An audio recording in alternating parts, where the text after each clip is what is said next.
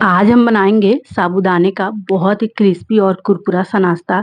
इसे बनाने के लिए ना ज़्यादा कोई इंग्रेडिएंट्स नहीं लगेंगे, बहुत ही कम सामान में ये बन के तैयार हो जाता है और टाइम भी बिल्कुल भी नहीं लगता है। तो इसे बनाने के लिए ना हमने आधा कप साबूदाने को 2 से 3 घंटा पहले भिगो के रख देना है ताकि ये बढ़िया से फूल जाए। और देखिए 2 से 3 घंटा बाद ना साबूदाना जो है बहुत ही बढ़िया से ये सॉफ्ट हो चुका है।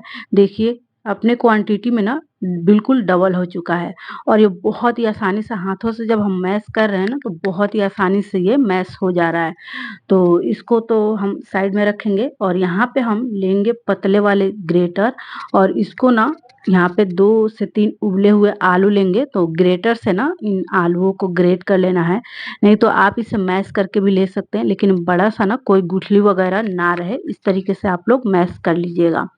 तो यहाँ पे 2 आलूओं का इस्तेमाल हमने कर लेना है। उसके बाद से कुछ सब्जियों को ऐड करेंगे। तो यहाँ पे हम शिमला मिर्च ऐड कर रहे हैं, थोड़ी-सी मतलब कि आधा शिमला मिर्च को काट के ना बारीक चॉप करके ऐड करेंगे। 3 से 4 हरी मिर्ची डालेंगे और 2 चम्मच ना कॉर्नफ्लावर ऐड करेंगे।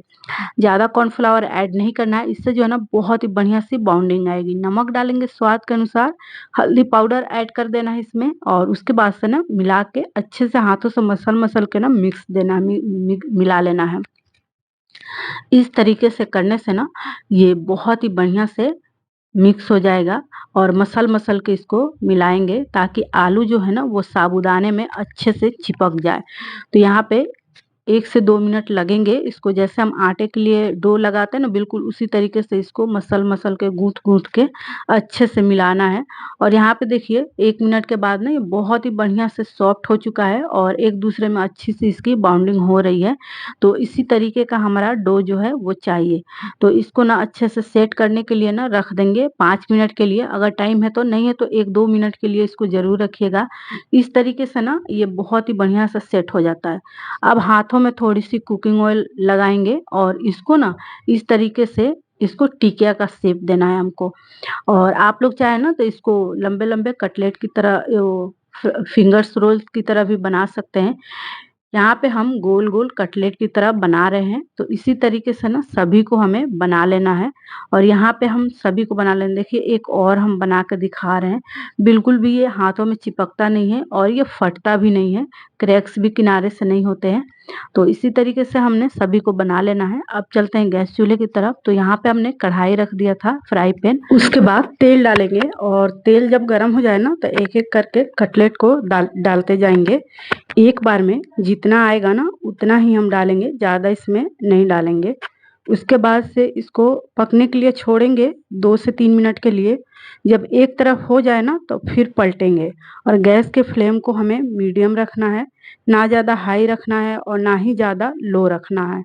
तो यहाँ पे देखिए नीचे साइड कितना बढ़िया सा कलर आ चुका है और इसको अब हम पलट दे रहे हैं। तो एक-एक करके ना इसको दूसरी तरफ पलट लेना है ताकि दूसरी तरफ भी बढ़िया से अच्छे से फ्राई हो जाए।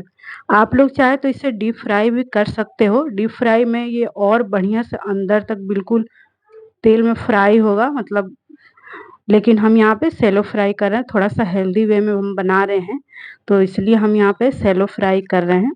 और ये दोनों तरफ से ना उलटते-पुलटते हुए अच्छे से इसको फ्राई करेंगे ताकि किधर भी कहीं भी कच्चा ना रहे।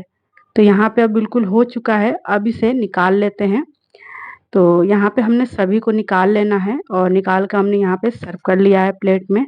और देखिए कितना बढ़िया सा कलर आया है, बिल्कुल हो चुका है। इसको सॉस के साथ सर्व करेंगे, तो आप भी इस तरीके से बनाइए और वीडियो पसंद आए तो प्लीज़ वीडियो को लाइक शेयर करके चैनल को ज़रूर सब्सक्राइब